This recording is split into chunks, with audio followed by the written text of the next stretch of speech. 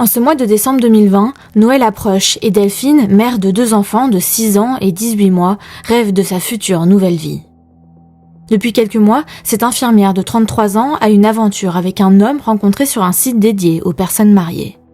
La jeune maman, qui dort dans le canapé, ne supporte plus sa vie de bidochon, comme elle le dit, son époux méprisant, accro au canapé et au porno, qui la traque et se sert abusivement de sa carte bancaire. Depuis l'été, son amant lui promet un autre avenir. Les deux ont d'ailleurs décidé de s'installer ensemble dès 2021. Delphine a même déjà annoncé à Cédric son intention de divorcer en août. D'après son avocate, ce divorce paraissait s'effectuer d'un commun accord. Le 15 décembre, Cédric Jubilard part peu avant 7h sur un chantier. Delphine, elle, conduit son fils à l'école, puis part à Albi avec sa fille Elia. Là, elle se rend à la banque pour s'enquérir de la procédure à suivre pour changer le code confidentiel de sa carte afin que son mari n'en fasse plus usage. Pendant la pause méridienne, elle reçoit des messages de la femme de son amant, Jean, qui est au courant de leur aventure. Après une promenade avec sa fille et un crochet pour récupérer Louis à l'école, Delphine rentre à la maison peu avant Cédric. Après le dîner, elle passe une partie de la soirée devant une émission de télévision avec son fils Louis, tandis que Cédric est parti dans la chambre et qu'elle y adore. Entre 19h15 et 22h55, elle échange à de multiples reprises avec Jean. Le 16 décembre 2020 au matin, Cédric est réveillé à 3h50 par les pleurs de sa fille Elia et se rend alors compte que Delphine a disparu. Il appelle les gendarmes une vingtaine de minutes plus tard et ces derniers arrivent à 4h50. Cédric les reçoit vêtu d'un haut de pyjama panda et d'un bas de jogging. La télévision est allumée dans le salon. Il explique avoir trouvé anormal que les 2 chiens, 2 Sharpei, soient à l'extérieur du domicile et non pas à l'intérieur comme d'habitude. Il pense que Delphine a dû les sortir dans la nuit. Dans la maison, les militaires, 2 femmes, constatent un désordre important. Au domicile, les gendarmes retrouvent le sac à main de Delphine, ses clés de voiture, ses cartes bancaires et ses lunettes cassées. Son portable est introuvable. L'une des gendarmes demande rapidement la géolocalisation du téléphone de Delphine. À 5h21, la ligne déclenche un relais à Cagnac-les-Mines, à environ 300 mètres de la maison du couple, ce qui n'est pas dans le relais habituel qui se déclenche quand Delphine est chez elle. Une patrouille est engagée dans le quartier entre 5h45 et 6h30. Une deuxième géolocalisation du téléphone de Delphine est faite à 6h48 et donne toujours les mêmes indications. À 7h49, Cédric indique aux militaires que le téléphone de Delphine tombe désormais directement sur sa messagerie, ce qui est confirmé. La lampe torche du téléphone n'a jamais été allumée ce soir-là, alors que la rue n'était pas éclairée, qu'il faisait nuit noire et que la jeune femme a disparu sans son véhicule. Le 9 février 2021, les gendarmes recréent le téléphone de Delphine grâce au clonage de la carte SIM insérée dans un modèle similaire à son téléphone acquis à cette fin. Du fait de cette perquisition, Delphine apparaît comme en ligne sur les réseaux. Ce soir-là, Cédric lui envoie un emoji bisou à 22h35, puis lui envoie un message à 23h08. « Tu es là ? Tu es connecté. C'est quoi ce délire ? Non mais allô !» Cédric tente de rejoindre son épouse à 23h28 et 23h29, puis de nouveau à 5 reprises. Il appelle aussi la gendarmerie, sa mère et son beau-père pour les informer que Delphine s'était connectée. L'étude du téléphone de Delphine a montré que, le soir des faits, il ne fonctionnait pas entre 22h55 et 23h48. Il revit ensuite jusqu'à minuit 7. Il y a une nouvelle mobilité entre minuit 11 et minuit 33, puis à 6h52, le téléphone est à nouveau manipulé, ce alors que les gendarmes sont au domicile des Jubilards. Le téléphone quitte le réseau définitivement à 7h48. L'enquête déterminera que les manipulations sur les téléphones de Delphine et de Cédric sont faites en même temps ou alternativement, ce qui laisse penser qu'elles sont effectuées par la même personne. Concernant le téléphone de Cédric, dans la nuit du 15 au 16 décembre, à 3h53, il constate que Delphine n'est pas au domicile, mais il décide de se rendre sur une application de rencontre. Les jours passent et nous n'avons aucune nouvelle de Delphine. Pendant les recherches sur le terrain, Cédric ne cherche que le corps de sa femme, comme s'il savait déjà qu'elle n'était plus en vie. Apparemment, selon beaucoup de témoignages, il se désintéresse de la disparition de Delphine. Il n'est pas vraiment inquiet ni intéressé à l'idée de faire des battues. Il va même demander à une journaliste pourquoi on parle que de Delphine et pas de lui. Le 18 juin 2021, Cédric est mis en examen pour meurtre aggravé. Lors de sa garde à vue, il reste de marbre, sans émotion. Il donne des codes erronés pour accéder à son compte mail. Il met beaucoup de temps à reconnaître ses mensonges. Son procès s'ouvre le 22 septembre 2025 à la cour d'assises du Tarn, à Albi. Cédric plaide non coupable, il clame d'ailleurs son innocence depuis le début de cette affaire. Il encourt la réclusion criminelle à perpétuité. Pour commencer, l'enquêtrice de personnalité retrace le parcours de vie de l'accusé. Dans son rapport, elle rappelle que Cédric a été placé à 2 reprises, de 3 ans à 7 ans, puis de 14 ans à 18 ans, avant de retourner au domicile familial. Dès ses 13-14 ans, il se met à fumer de l'herbe et du cannabis et reconnaît avoir été à l'âge adulte un gros consommateur, à raison de 10 à 15 joints par jour. Pour ce faire, il prenait de l'argent sur le compte de Delphine et même sur ceux de ses enfants, mais il précise qu'il a toujours remis les sommes qu'il empruntait. Comment l'accusé se définit-il ? Il répond « Comme quelqu'un de simple, avec une extravagance de temps en temps. J'aime prendre de la place et j'adore donner mon avis sur tout. » Interrogé sur ses centres d'intérêt, l'accusé évoque les jeux de boules, jeux de cartes et autres jeux vidéo, mais ne dit mot sur les vidéos porno qu'il regardait quotidiennement avant la disparition de sa femme. Sur son enfance, Cédric évoque ensuite, à la demande de la cour, les maltraitances qu'il a subies de la part des proches, mais conteste toute agression sexuelle. Le procureur fait le parallèle avec son fils, Louis. Louis a été maltraité, on est d'accord. Cédric l'admet, en nuançant. Pas comme moi, mais oui. Louis, 11 ans, avait émis le souhait d'assister au procès de son père, mais la présidente a refusé, estimant que ce serait trop dur pour lui. Alors, il a écrit une lettre, qui commence par « Madame la présidente de la cour d'assises, je voudrais témoigner de ce que Cédric Jubilard m'a fait subir, avant de lister les punitions reçues de la main de l'accusé, sans jamais le désigner autrement que par Cédric. » Dans sa lettre, Louis dit que son père l'insultait, le traitait de petit ou de gros con. Une fois, selon lui, Cédric l'aurait frappé si fort à l'arrière de la tête qu'une dent s'est arrachée et est tombée. Il écrit que chez lui, lorsqu'il allait au coin, c'était à genoux sur des Legos et que cette punition lui était uniquement infligée par son père. Cédric, lui, n'est pas d'accord. Il dit « Lorsque je punis Louis, c'est au coin, les mains sur la tête. Après, s'il y a des Legos, c'est pas de ma faute. » La famille de Delphine l'a également vu donner des coups à son fils, et quand Delphine s'insurgeait, il lui répondait de ne pas s'en mêler et qu'il fallait l'élever à la dure. Pourquoi le petit garçon, resté aux côtés de son père jusqu'en juin 2021, a-t-il été victime de maltraitance de la part de son père, comme l'ont relaté plusieurs témoins ? Parce que j'ai reproduit le schéma que j'ai vécu, lâche Cédric, reconnaissant ne pas avoir réfléchi avant d'infliger gifles, fessées et humiliations à son enfant jusqu'à ses 6 ans. Il affirme ne pas faire de différence entre ses enfants, mais il semble quelque peu rejeter sa fille Elia. La tante de Delphine raconte qu'un jour, il lui a dit en parlant de sa fille « Tiens, prends ton handicapé », car la petite, à 17 mois, ne marchait pas encore. Valérie, la nounou des enfants, relate une anecdote. Cédric a pris son fils par le bras et a dit à Louis « Tu as vu ta connasse de mère, qu'elle aille se faire enculer ?»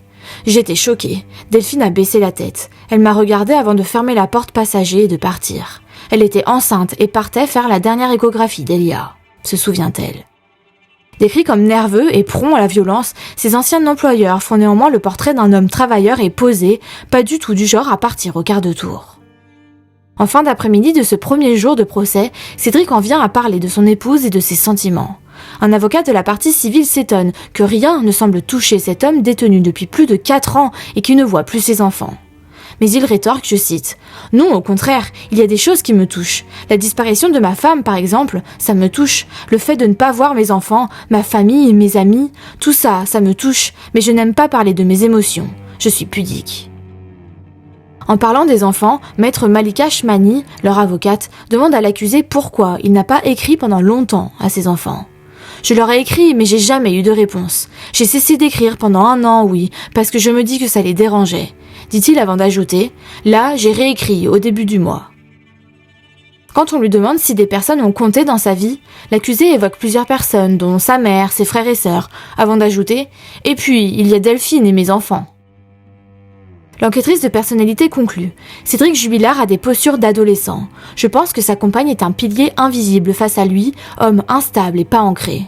Je n'ai pas fait de lien entre sa posture d'adolescent et sa manière d'être père. Pour moi, il a un père, c'est son beau-père. On le sait, il n'a pas eu de psychothérapie, il fait comme il peut et le modèle, c'est l'autoritarisme. » L'avocate de Cédric, maître Emmanuelle Franck, prend la parole.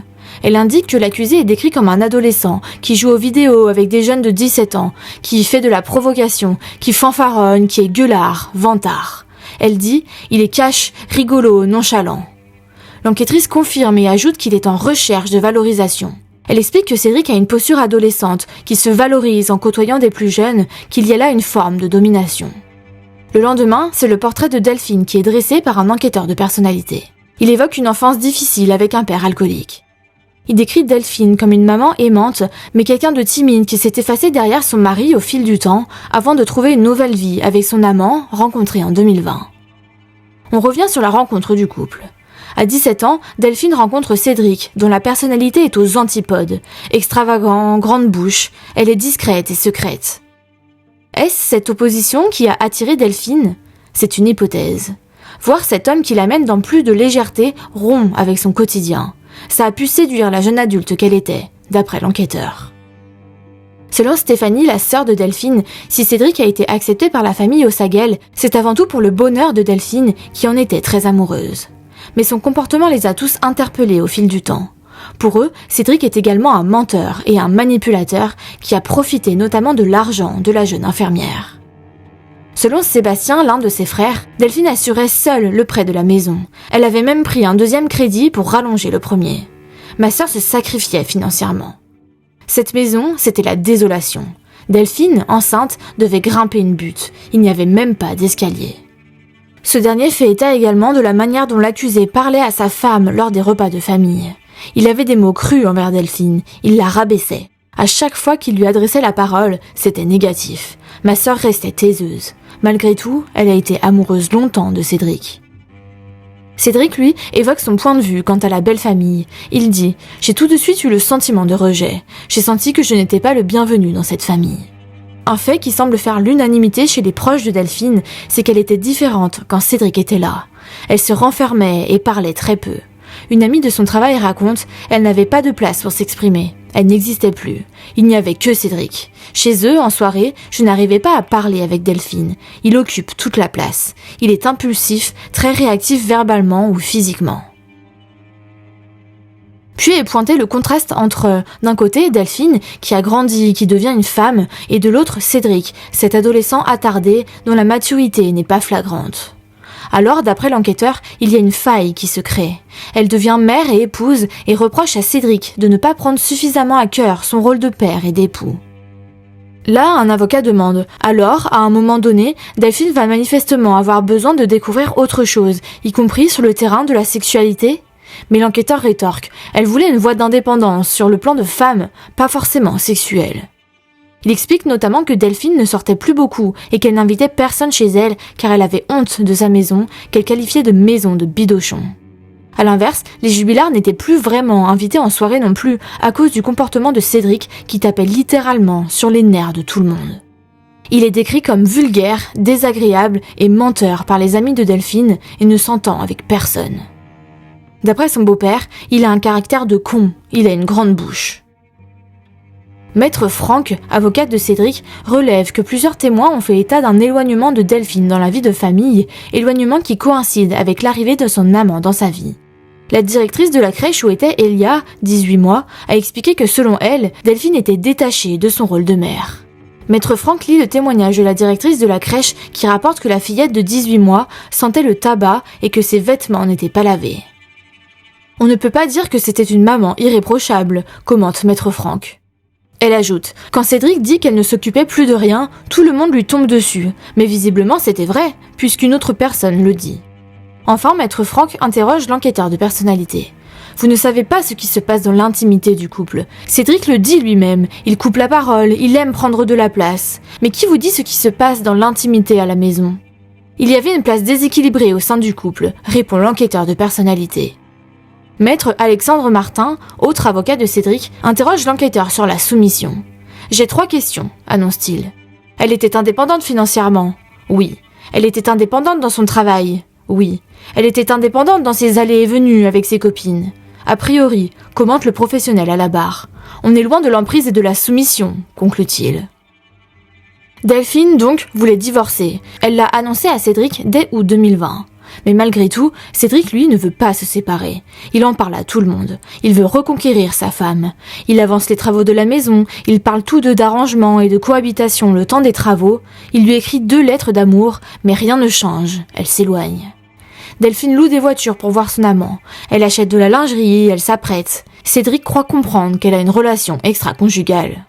Alors, dès début décembre, il tente de la géolocaliser et le met sur le compte de sa mère lorsque Delphine s'en rend compte. Il demande à sa mère de se dénoncer pour lui. Dans le couple, Cédric affirme que c'est Delphine qui décide de tout. Il précise « Ça ne me gênait pas, au moins elle était contente et tout allait bien. Mais elle m'a toujours fait passer en second plan d'elle. J'ai toujours été son second plan. » Il déclare en décembre 2020, le mois de la disparition de Delphine, « Si elle trouve quelqu'un, je serai capable de la tuer. Je la tuerai. Je te jure, je vais la tuer, l'enterrer et personne ne la retrouvera. » Valérie, la nounou des enfants, évoque cet étrange souvenir alors qu'un soir, elle était chez le couple et qu'ils parlaient de l'affaire Daval à la télé. Cédric est alors rentré du travail. Je cite. « Il me dit « Ah, vous regardez ça ?» Je réponds « Oui, c'est malheureux quand même pour Alexia. » Il me dit « Oh, mais lui, il est pas malin. J'aurais fait mieux que ça, moi. Avec moi, on ne l'aurait jamais retrouvé. » Sofiane, un ami de Cédric, s'est rendu chez ce dernier pour l'aider à ranger du bois le 12 décembre 2020. Il dit, je cite, « Il m'a dit qu'il en avait marre et qu'il voulait la tuer. Il a dit qu'il voulait l'enterrer. » Enfin, selon Nadine Fabre, la mère de Cédric, en cette fin d'année 2020, il n'était plus le même. Il est, je cite, « beaucoup plus virulent, impulsif, il criait. » Elle relate qu'un jour, il lui a dit « J'en ai marre, elle m'énerve, je vais la tuer, je vais l'enterrer et personne ne va la retrouver. » D'après Sébastien, le frère de Delphine, le 17 décembre, donc le lendemain de la disparition de la jeune femme, je cite, « Il nous disait que Delphine était castratrice et que l'image qu'on avait d'elle était fausse. En gros, c'est elle qui portait la culotte. » Cédric nous explique que Delphine n'aimait pas la poussière, donc c'est la raison pour laquelle les travaux n'avancent pas dans la maison.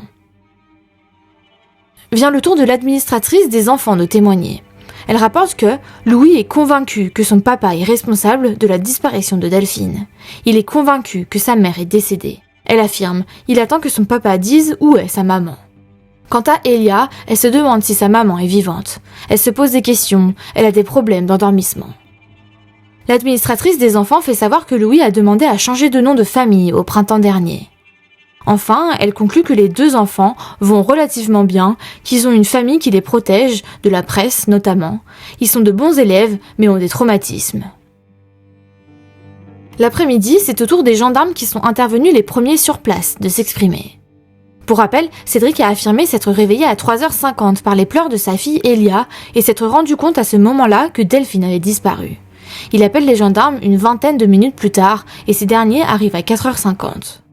La gendarme qui témoigne déclare « Cédric Jubilard est en pleurs et à un moment il dit « Qu'est-ce que je vais faire maintenant qu'elle n'est plus là ?» Cette phrase m'avait marqué car elle laissait supposer que sa femme ne réapparaîtrait pas. Par ailleurs, elle précise qu'il s'inquiétait d'arriver en retard au travail. La présidente de la cour d'assises, Hélène Ratineau, demande à la gendarme si elle a constaté des traces de boue dans la maison. La militaire répond par l'affirmative et évoque des traces de chaussures dans la cuisine. À leur arrivée, pourtant, Cédric avait demandé aux deux gendarmes de retirer leurs chaussures, ce qu'elles ont refusé de faire. « J'ai trouvé ça farfelu », commente la gendarme à la barre. On en vient à parler du véhicule de Delphine. Deux choses sont curieuses. Premièrement, il y avait de la condensation sur le pare-brise, on y reviendra, et deuxièmement, d'après le témoignage du voisin, la voiture a également été retrouvée garée dans le sens opposé à celui dans lequel Delphine avait l'habitude de stationner. « Est-ce que vous avez vérifié si le moteur était chaud ?» questionne la présidente Hélène Ratineau. « On ne l'a pas vérifié », répond la militaire. Enfin, la gendarme revient sur le comportement de Cédric. Elle se souvient qu'il passait du calme aux situations de stress. Elle évoque également les nombreux appels passés sur le portable de sa femme qui n'a jamais répondu. Cédric a tenté de joindre sa conjointe 189 fois jusqu'à 10h le matin de sa disparition, puis 2 fois le lendemain matin, puis plus aucun appel ne sera effectué. C'est au tour de l'autre militaire de passer à la barre. Elle raconte que quand elle et sa collègue sont arrivés chez les Jubilards, Cédric se trouvait accroupi devant la machine à laver, mais aucun des deux gendarmes n'indique que celle-ci était en marche au moment de leur intervention. C'est dans cette machine que Cédric a lavé une housse de couette, celle où dormait Delphine, sans que l'on sache précisément à quelle heure ni pourquoi. Comme sa collègue, la militaire à la barre fait état de linge séchant dans la maison sur l'étendoir du salon, notamment la housse de couette, encore humide. Les enquêteurs pensent que soit Delphine a été étouffée avec la couette et que comme une personne peut suriner dessus ou avoir un lâcher de sphincter au moment de sa mort, la housse a dû être nettoyée. Cédric dit que c'est parce que ses chiens ont uriné dessus. l'eau de vidange de la machine a été saisie et l'analyse n'a révélé ni trace de sang ni d'urine. Sinon, il pense qu'elle a pu servir pour déplacer le corps de Delphine. Dans tous les cas, Cédric a voulu laver les traces. Puis quelques témoins défilent rapidement à la barre. Le premier témoin est un chauffeur de taxi âgé de 66 ans. Il indique avoir aperçu une silhouette le 16 décembre 2020 au matin, vers 6 heures, chose inhabituelle et même exceptionnelle à Cagnac-les-Mines. De surcroît, la France était alors sous le coup d'un couvre-feu et les déplacements étaient interdits à certaines heures. Le second témoin, un homme âgé d'une cinquantaine d'années, partait au travail vers 5h30 le 16 décembre 2020 au matin. Il déclare avoir vu une Peugeot. Delphine Jubilard avait une Peugeot 207 garée à Cagnac-les-Mines, chemin de Pignès, alors qu'il n'y en a jamais, selon lui, à cet endroit. Selon lui, il y avait de la lumière dans le véhicule. Puis tout à coup, il a vu un individu courir en survêtement et traverser la route. Témoignage corroboré par une autre témoin, qui, elle, par contre, indique n'avoir vu personne ce matin-là, uniquement la voiture garée à cet endroit inhabituel. L'un des témoignages suivants est celui d'un gendarme qui revient sur les confidences qu'aurait faites Cédric à un codétenu après son placement en détention en juin 2021. D'après le témoignage de ce codétenu, Marco, Cédric se prenait pour une star. Il n'arrêtait pas de taper au mur. « Regarde, je passe à la télé !» Il m'a dit « Mes autographes vont valoir de l'argent plus tard. » Il criait qu'il voulait sortir parce qu'il n'y avait pas de preuves. « Pas, je suis innocent !» Il disait « Il n'y a pas de preuves contre moi. » Selon lui, les premières confidences ont été recueillies un soir où les deux codétenus avaient fumé du cannabis. Il raconte « Vers 4-5 heures, il m'appelle à la fenêtre. Il me dit « Je m'en suis débarrassé. » De l'autre, ils n'ont même pas trouvé le couteau, ces abrutis. J'ai vu qu'elle envoyait des messages à l'autre, j'ai pété les plombs, je m'en suis débarrassé. Il ajoute « Il m'a dit, on m'a prêté une voiture pour que je puisse m'en débarrasser. » Précisant que le « on » serait son frère d'enfance. C'est comme un frère, même si génétiquement il n'a pas de frère, mais c'est quelqu'un qui peut compter sur lui, affirme encore Marco. Il m'a dit aussi qu'il avait mis des sacs plastiques sur les pieds parce qu'il n'est pas assez stupide pour laisser des traces. L'homme affirme qu'après lui avoir avoué le meurtre, Cédric s'est montré inquiet que le corps de son épouse soit prochainement découvert. Je cite, « Au début, il me demandait, parce que le temps était pourri, il me dit « Marco, je peux te poser une question ? Par rapport au temps, comme ça, s'il pleut beaucoup, les animaux, ils mangent les corps ? Ça peut remonter ?» Cédric aurait également expliqué à Marco qu'une autre personne était au courant de la localisation du corps, sa nouvelle compagne Séverine, rencontrée quelques semaines après la disparition de Delphine. C'est vers elle que Cédric aurait orienté Marco.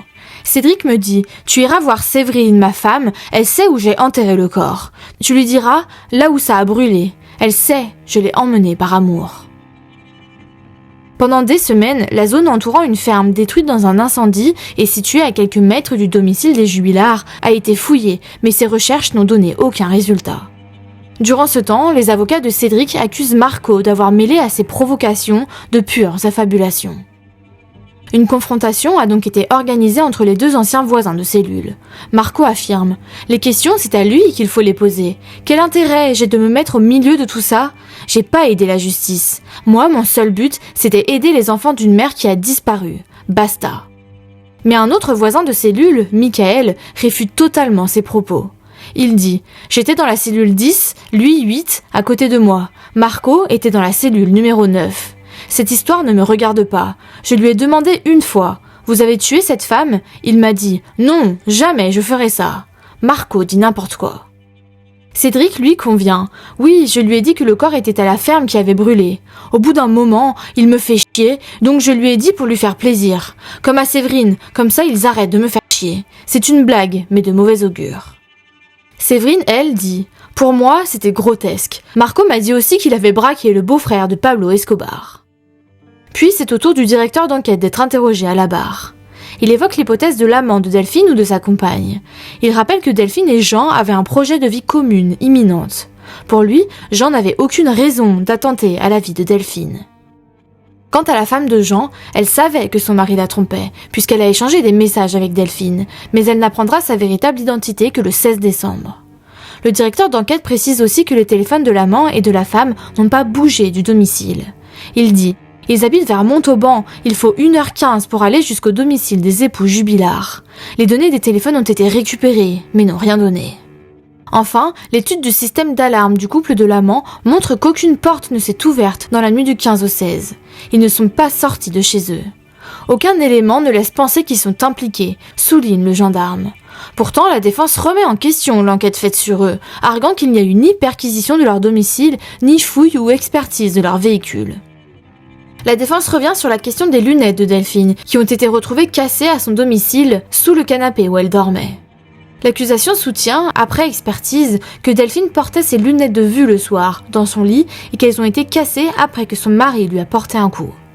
La défense, quant à elle, considère qu'elle aurait très bien pu porter des lentilles le soir des faits, puisque celles-ci n'ont apparemment jamais été cherchées ni retrouvées. Le directeur d'enquête conclut son propos. Selon lui, tout a été mis en œuvre pour retrouver Delphine Jubilard sans succès. Cédric Jubilard avait la motivation, un mobile, et ce soir-là, l'opportunité. Le lundi 6 octobre, c'est au tour de Jean, l'amant de Delphine, de témoigner à la barre. À la barre, ses premiers mots sont « Les premiers et les derniers mots que j'ai pu donner à Delphine, ça a été des mots d'amour et de passion. C'était une histoire d'amour, on était partis pour vivre ensemble. » Néanmoins, son ancienne compagne avait plus ou moins averti Delphine qu'il parlait avec d'autres femmes, sans qu'on sache si c'était du sérieux ou pas. D'après elle, Jean aime plaire et attirer l'attention. Jean, lui, assure que depuis un moment, elle avait des menaces de son mari, bien avant qu'elle disparaisse. Delphine avait peur de son mari, ça se voyait, dit-il. Contrairement à ce que certains peuvent penser, c'était pas seulement une histoire charnelle, c'était une histoire d'amour, dit-il. Il raconte qu'ils avaient même déjà parlé mariage, notamment à la cathédrale d'Albi. Jean évoque ensuite les derniers jours avant que Delphine ne disparaisse. On était assez euphoriques, on savait que ça se rapprochait, se souvient-il. Puis la présidente en vient aux derniers échanges entre eux dans la soirée du 15 décembre 2020. Vers 19h, Jean envoie un message à Delphine pour lui dire qu'il a commandé un carton avec des grands crus. À 20h43, Delphine répond « Je te fais un virement, il me tarde de l'ouvrir ce carton, mon cœur. » À 21h30, Jean lui répond « Ti amo, petit cul ». Elle répond « Moi aussi, petit kiki ». À 22h19, Delphine envoie une photo à Jean. « C'est la dernière photo que j'ai reçue d'elle. Elle s'apprêtait à aller au lit », explique-t-il. À 22h21, Delphine demande à Jean de lui envoyer une photo de lui. À 22h55, Delphine envoie à son amant son dernier message « Je t'aime fort, je t'embrasse ». Puis il en vient au jour qui ont suivi la triste annonce. « J'ai jamais compris pourquoi Monsieur Jubilard n'a jamais cherché à me rencontrer après la disparition. Moi, c'est ce que j'aurais fait, dit-il. Aujourd'hui, j'ai l'intime conviction que c'est Cédric Jubilard, lâche-t-il à l'audience. » Puis les avocats des parties civiles l'interrogent. On lui pose une question sur les 2 chiens du couple, 2 Charpais, pour savoir si elle avait l'habitude de les promener. Il répond « En 4 mois et demi de relation, Delphine ne m'a jamais parlé des chiens.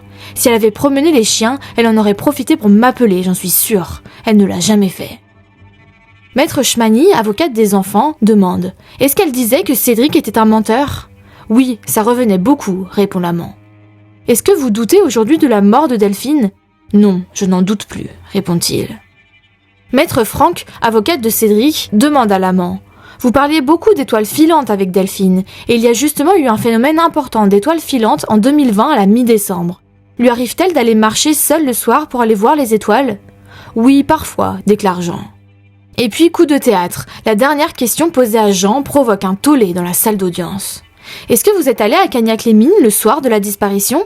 continue maître Martin, l'un des avocats de Cédric. « Je n'ai jamais été à Cagnac-les-Mines », soutient le témoin.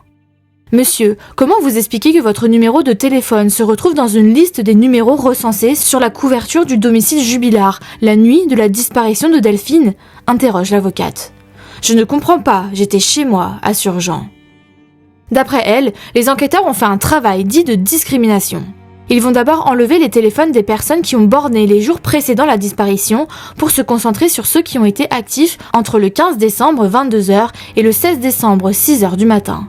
Et dans cette liste, il y a le numéro de l'amant. Les enquêteurs se sont dit, il y a encore trop de lignes, 551 téléphones, et ils vont retenir les gens qui n'habitent pas à Cagnac-les-Mines, et donc, dans le lot, Jean, qui habite à Montauban. Les enquêteurs vont faire une réquisition téléphonique pour ces 216 numéros restants, dont celui de l'amant, donc. Et la seule ligne qui manque aujourd'hui, c'est le numéro de Jean, pointe l'avocate. Pour elle, il y a eu une altération de la procédure. Le gendarme auteur de cette liste de numéros est convié à revenir à la barre le lendemain après-midi. Il explique, je cite, « Il m'a été demandé d'isoler les téléphones qui se trouvaient sous la couverture du réseau, mais qui n'étaient pas là habituellement. J'ai donc effectué un croisement. Sur les 24 heures de la journée de la disparition, il y avait environ 4000 numéros. Donc, on a réduit le créneau horaire à 22h-6h. On tombe alors sur 551 numéros. Ils ont été identifiés, on a écarté tous les abonnements domiciliés sur Cagnac-les-Mines et communes à côté. Donc, il reste 216 numéros. Il y en a certains qu'on a pu écarter du fait de l'activité téléphonique, d'autres non. Des auditions ont donc été effectuées pour ceux qui n'ont pas pu être écartés comme cela. » Il continue. « Sur la présence de Jean, c'est une erreur de ma part. Il y figure en tant que correspondant de Delphine l'après-midi de sa disparition. J'ai fait une erreur dans les copier-coller, reconnaît le major à la barre. Comment expliquer cette erreur ? Personne ne vérifie votre travail ? S'étonne la présidente. Non, c'est assez technique. Tout le monde n'a pas ses prérogatives au sein de l'unité, répond-il. Et la pièce manquante, ce que la défense pointait du doigt hier, une ligne retirée en disant que c'était celle de Jean ? Questionne encore Hélène Ratineau. En réalité, cette pièce ne correspond pas au numéro de Jean, mais de celui de Marlène M, de la famille des Jubillards. L'étude ne relie pas ce numéro à Cagnac-les-Mines, donc je l'ai supprimé, répond le major, visiblement très embêté par son erreur. Mais les avocats de la défense ne l'entendent pas de cette oreille. Votre explication aujourd'hui, c'est de dire « c'est une erreur, j'ai rentré ce nom parce que dans la journée, il a été en communication avec Delphine », reprend Maître Franck. Je ne l'ai pas rentré, j'ai omis de l'enlever. C'est une erreur, je ne l'explique pas. Je le répète, la technique dit que le numéro de Jean n'est pas sur la couverture du réseau, insiste le major. On passe à un autre témoin, celui de la voisine des Jubillards, Nora. Elle explique qu'elle a entendu des cris le soir du 15 décembre. Je cite. « La nuit de la disparition, je regardais un film avec mon mari. Je suis allée dehors pour fumer une cigarette sur le pas de ma porte, vers 23h. Tout était très calme. Ma fille de 11 ans était là, on a toutes les deux entendu des cris, c'était une voix féminine. J'ai entendu des aboiements de chiens. Je me suis dit qu'il y avait sans doute des chiens qui se bagarraient et que la dame qui criait voulait les séparer. Pour moi, c'était des cris de peur. » L'heure de cette scène a pu être déterminée grâce à la publicité. Ce soir-là, la famille regardait Retour vers le futur 2 sur TF1. Le film venait de se terminer, il était 23h07 environ. La présidente lui demande si les cris de femme qu'elle a entendus étaient continus ou s'il y avait des pauses. « Ça m'a donné l'impression que la femme essayait de reprendre son souffle », décrit Nora. Selon elle, les cris continuaient alors qu'elle était entrée dans la maison après sa pause cigarette. « Je me suis fait la réflexion, il n'y avait aucun autre bruit que ces cris et les chiens, pas de voiture, rien », dit-elle. L'avocat général s'étonne que Cédric n'ait pas entendu les chiens. Pour rappel, il a dit qu'il est allé se coucher vers 22h et qu'il ne s'est réveillé que vers 3h50 à cause des pleurs de sa fille. Il lui demande alors « Vous avez un sommeil profond ?» Cédric répond « Oui, je venais de m'endormir. » Donc, vous n'entendez pas les chiens et les cris, mais vous entendez les pleurs de votre petite fille qui vous a réveillé ? Pointe l'avocat général. « Oui, c'est ça, » déclare l'accusé. Louis, son fils, a dit que cette soirée-là, il a entendu ses parents se disputer. Il explique qu'avec sa mère, il regardait La France a un incroyable talent ce soir-là et qu'il est allé se coucher vers 22h55, 23h. Lors de sa dernière audition, il a dit qu'il avait vu ses parents s'empoigner devant le sapin et son père dire « Alors comme ça, on va se séparer », puis dire des gros mots. Mais Cédric réfute cette information. Quand Louis dit qu'il nous a entendu dire qu'on allait se séparer cette nuit-là, il confond avec une autre dispute, plutôt en septembre ou en octobre. Maître Boguet, avocat des enfants, rétorque. Votre fils dit que vous vous empoignez avec votre femme cette nuit-là, à côté du sapin. Il n'y a pas de sapin en septembre ou en octobre. Si ? André Alran, expert près la cour d'appel de Toulouse, est maintenant entendu sur la condensation constatée dans le véhicule de Delphine garé devant la maison. L'expert à la barre précise que sur la journée du 15 décembre 2020, il faisait environ 8 degrés à 21h. Selon lui, la condensation dans le véhicule de Delphine peut être expliquée par une présence humaine dans le véhicule au cours de la nuit que la seule ouverture de la vitre étant trop faible ne pouvait justifier. Mais la défense met à mal les conclusions de l'expert, qui n'a vu que des photos de la voiture. Maître Martin, avocat de l'accusé, trouve carrément cela farfelu. Il dit « Mon fils, quand il était étudiant, avait une voiture pourrie. Parfois le matin, toutes les vitres étaient fermées et je n'y voyais pas au travers, sans que personne ne soit monté dedans dans la nuit. » Interrogé à nouveau sur le sens du stationnement du véhicule, Cédric s'énerve. « Si je suis votre raisonnement, vous dites que j'ai tué ma femme, dissimulé son corps et que j'ai fait la bêtise de ne pas garer le véhicule dans le bon sens. C'est ce que vous insinuez. » « Je n'insinue rien. Il vous gêne ce véhicule, poursuit l'avocat général. Ah non, c'est vous qui le gêne, rétorque l'accusé. Il vous gêne car il a un lien avec la disparition ? Pas du tout, soutient Cédric. Puis on en revient aux lunettes de Delphine, retrouvées brisées au domicile. Selon l'expert Christophe Le Fou, les dommages causés sur les lunettes sont compatibles avec un coup de poing. Il explique que pour casser les lunettes, il faut une énergie équivalente à une masse de 5 kg qui tombe de 1,6 m ou une masse de 2 kg avec une vitesse de 32 km/h. L'avocat du frère et de la sœur de Delphine demande quel type d'objet aurait pu provoquer cette cassure. Un cendrier, une boule, suggère-t-il. Oui, une boule de pétanque par exemple, répond l'expert. C'est au tour de l'ancienne compagne de Cédric, celle avec qui il a eu une relation d'avril à décembre 2021, de se présenter à la barre. Bien qu'elle affirme ne pas penser que Cédric soit coupable, elle raconte « Il m'avait dit comment faire pour effacer des empreintes et pour faire disparaître un corps, il m'avait dit de le donner à manger aux cochons. Tout disparaît sauf les dents. Une fois, il m'avait dit qu'il espérait toucher 7 000 € d'une assurance vie de Delphine. » Maître Pressec, avocat de la cousine de Delphine, rappelle que Séverine s'est mise avec Cédric 4 mois après la disparition de sa femme. Il était comment, Cédric Jubilard ? Peiné, quand même ? Interroge-t-il. Franchement, il était normal. On n'aurait pas dit qu'il avait perdu sa femme, déclare-t-elle. Une fois, sur les comptes de Cédric, j'ai remarqué un retrait de somme d'argent. Je me suis dit peut-être qu'il a payé quelqu'un pour cacher le corps, dit-elle encore. Mais elle conclut en affirmant « Si je pensais qu'il était coupable, je me serais pas mise avec lui, je suis pas folle. » Puis c'est au tour de Jennifer, la dernière compagne en date de Cédric. Jennifer explique avoir pris contact avec Cédric Jubilard début 2021. Elle voulait notamment le soutenir, savoir s'il avait besoin de quelque chose. S'ensuivent des échanges réguliers au quotidien, parfois en visio des nuits entières. Elle explique. Ensuite, il y a eu un épisode où l'on s'est éloigné. Je découvre d'autres traits de sa personnalité qui me plaisent moins. Je perçois quelqu'un plus dans la manipulation, dans le mensonge. Je voyais qu'il ne cherchait pas Delphine. Je lui avais proposé de chercher avec lui. Il a toujours clamé son innocence, jusqu'au printemps 2025 où lors d'un parloir, j'ai reçu les aveux de Cédric. Il me disait « Tu vas entendre des choses horribles sur moi ». Je pensais qu'il parlait de l'opinion des gens.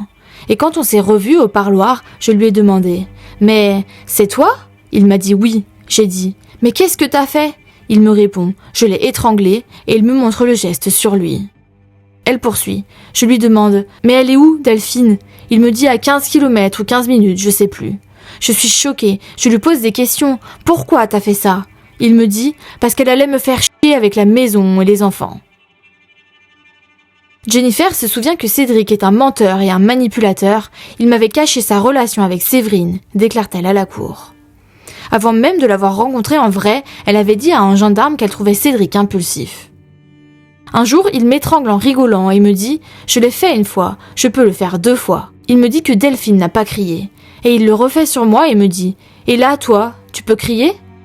Maître Martin de la Défense l'interroge. « Quand est-ce que vous vous êtes fait surprendre par les surveillants en train d'avoir des relations sexuelles ?»« Lors du 2e parloir, » répond Jennifer.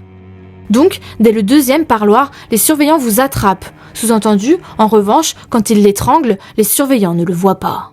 Que pense Cédric des soi-disant aveux qu'il aurait fait à son ex-compagne ? Il répond. Elle invente complètement. Je lui ai dit, écoute, je n'ai jamais tué Delphine, ce n'est pas moi, maintenant, crois ce que tu veux. J'ai insisté pour qu'elle me ramène du shit. Elle ne l'a jamais fait, donc elle a voulu se venger en inventant ça. Maître Batik, avocat de l'oncle et de la tante de Delphine, prend la parole. Il cite un certain nombre de personnes qui ont été entendues devant cette cour d'assises, ou avant, des proches du couple notamment. Il demande « Comment expliquez-vous, alors qu'ils ne se connaissent pas, pour certains, qu'ils soient tous contre vous ?» Cédric lâche « Tout le monde est influencé par les médias. Je suis le coupable idéal. Je suis innocent. J'ai jamais fait de mal à Delphine. Je ne suis pas du tout coupable de ce dont on m'accuse. » Le lundi 10 octobre, le psychologue Philippe Génuy est entendu. Il a expertisé Cédric et pour ce faire, il l'a rencontré 5 fois. Voici ses conclusions. Cédric Jubilard n'est pas fou. Il a toujours eu avec moi des propos maîtrisés. Il ne laisse pas place à la surprise. Il ne semble ni déstabilisé, ni déstabilisable. Par contre, il montre un aspect petit garçon qui attire la compassion pour quelqu'un de protecteur et bienveillant. Il montre des capacités d'autocontrôle. Il a montré, concernant les faits qui lui sont reprochés, beaucoup de distance. Il est dans la réfutation de la totalité de l'accusation. La perte de sa maison, c'est pour Cédric Jubilard sa condition sociale qui tombe. De manière générale, selon le rapport de l'expert psychologue, Cédric est apparu sur la défensive et s'est senti attaqué par les remarques et les questions de l'expert. Selon ce dernier, l'accusé a une aptitude à s'adapter à son interlocuteur. Des questions sont posées par les avocats à l'expert psychologue. À l'une d'elles, il répond « Il est difficile pour Cédric Jubilard de se sentir rabaissé ». Maître Franck, avocate de Cédric, demande « Quand Cédric dit « Oui, je l'ai enterré là, tué comme ça », est-ce que ça peut être de la provocation de sa part ?» L'expert répond « Oui, il y a certainement de la provocation, et on peut poser l'hypothèse d'un dévoilement trop lourd à porter. » Vient le tour du docteur Pierre Equet, expert psychiatre près la cour d'appel de Toulouse, de présenter son rapport. Il a constaté à l'été 2021, soit quelques mois après la disparition de Delphine, que son mari s'était présenté à lui de façon arrogante, égocentrique et très sûr de lui, avec une haute opinion de lui-même. Il a noté dans son rapport que le mis en cause avait, je cite, « toujours réponse aux questions posées avec beaucoup d'aplomb, avec une humeur comme inaltérable malgré les circonstances. J'ai noté un ton enjoué. Chaque entretien, il est présent, il a de la répartie, il répond à toutes les questions. Il a un ego assez surdimensionné. » L'expert détaille, les éléments de la petite enfance laissent des traces importantes et fixées dans la personnalité d'un adulte. Il a été placé jeune, c'est compliqué de se poser la question de l'impact. Cédric Jubilard a été soumis à beaucoup de stress précoce. Son besoin de contrôle vient peut-être de son sentiment d'échec ou d'un effondrement personnel. Il évoque la maison du couple, une maison un bazar qui est même dangereuse. Mais selon Cédric, il n'y a pas de problème avec cette maison. De la même façon, quand il parle des gendarmes, il explique que ce sont eux qui maquillent les preuves ou qui ont mis le bazar. A-t-il un problème dans sa perception de la réalité des choses qu'il vit ? Demande un avocat de la partie civile. Il reste sur sa vérité à lui. À vous de voir quelle est la vérité.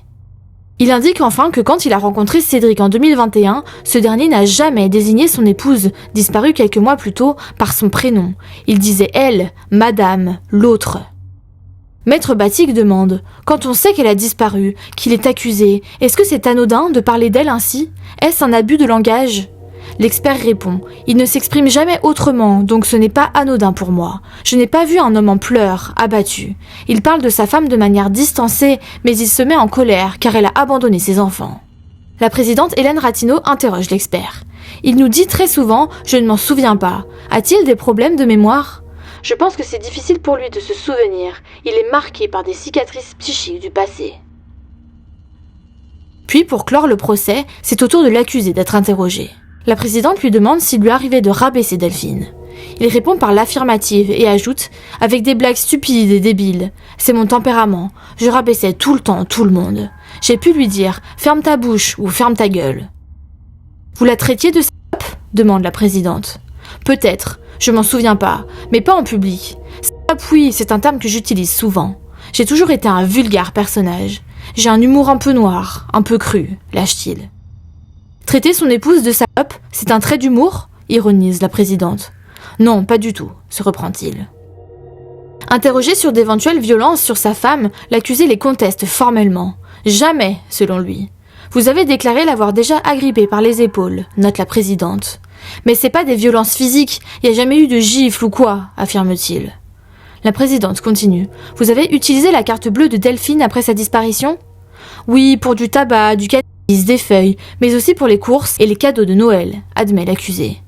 900 € de dépenses début janvier, donc plus rien à la fin du mois. Si elle avait disparu de son plein gré, elle aurait eu besoin de cet argent, non ? Pointe Hélène Ratineau. J'ai utilisé l'argent pour mes enfants et pour mon propre plaisir, répond l'accusé. La présidente poursuit. Vous pensiez qu'elle était devenue quoi, votre femme ? Je pensais qu'elle était allée faire un tour et qu'elle allait revenir, assure l'accusé. Puis, maître Boguet, l'avocat des enfants, lui pose quelques questions. À l'une d'elles, il répond agacé. Je n'ai pas tué ma femme, vous vous trompez complètement. Dans ce cas, c'est qui ? Qui est venu jusqu'au canapé ? Réagit l'avocat. Elle est sortie ce soir-là, c'est obligé, estime Cédric. Pour en revenir aux chiens, malgré les autres témoignages, Cédric affirme que Delphine avait l'habitude de les promener le soir. La présidente prend la parole. Vous dites aux gendarmes, elle va promener les chiens de temps en temps, sans être sûre qu'elle y soit allée. Vous émettez une hypothèse. Pourquoi ne pas dire que c'était une habitude ? Il se justifie. J'avais pas les idées très claires à 4h30. Le mercredi 15 octobre, c'est le jour des plaidoiries, qui commence par celle de l'accusation. Au terme d'une enquête ayant bénéficié de moyens technologiques et humains inédits, toutes les pièces s'assemblent pour former ce puzzle de la vérité, qui est que, ce soir-là, Cédric Jubilard a bien tué son épouse. Maître Decaune, lui, dénonce un accusé cynique et désinvolte dont les aveux n'ont finalement aucune importance. Maître Pauline Rongier, quant à elle, demande au juré de trouver le courage de condamner l'accusé malgré l'absence de corps, car cette affaire constitue un cas d'école, voire un paroxysme du féminicide. Isolement de son épouse, dénigrement, surveillance, violence sur les enfants, Maître Rongier décrit la chape de plomb, la prison dans laquelle était Delphine. Ce contrôle coercitif exercé par Cédric sur son épouse qui, selon elle, précède la plupart des féminicides. En fin de plaidoirie, Maître Boguet lâche. Il ne l'a pas seulement tuée, il l'a étranglée pour la faire taire, puis il l'a effacée en faisant disparaître son corps. Au juré, Nicolas Ruff, le vice-procureur de la République, précise « Le faisceau d'indices, c'est une preuve. On vous dira que le dossier est vide. Le seul vide de ce dossier, c'est le manque du corps de Delphine. » L'avocat général Pierre Aurignac, lui, estime que, pour que Cédric Jubilard soit innocent, il ne faudrait pas croire 19 témoins, il faudrait écarter 4 experts et tuer le chien pisteur. Nous pouvons prendre cette affaire par tous les bouts, on arrive toujours au même résultat, la culpabilité de Cédric Jubilard. Si on peut regretter certaines lacunes de l'enquête, cela n'enlève en rien des éléments recueillis dans le dossier. Il requiert 30 ans de réclusion criminelle contre Cédric. Les avocats de l'accusé, eux, ont plaidé hier l'acquittement, estimant que dans cette affaire, on essaye de faire rentrer des ronds dans des carrés. En cet ultime jour, l'accusé prend la parole. « Je tiens à dire que je n'ai absolument rien fait à Delphine. » Le vendredi 17 octobre 2025, Cédric Jubilard est reconnu coupable pour le meurtre de son épouse Delphine. Il est condamné à 30 ans de prison. Ses avocats, Maître Franck et Maître Martin, ont annoncé qu'ils faisaient appel du verdict. Et c'était la très triste histoire de Delphine Jubilard. Si cet épisode vous a plu, abonnez-vous!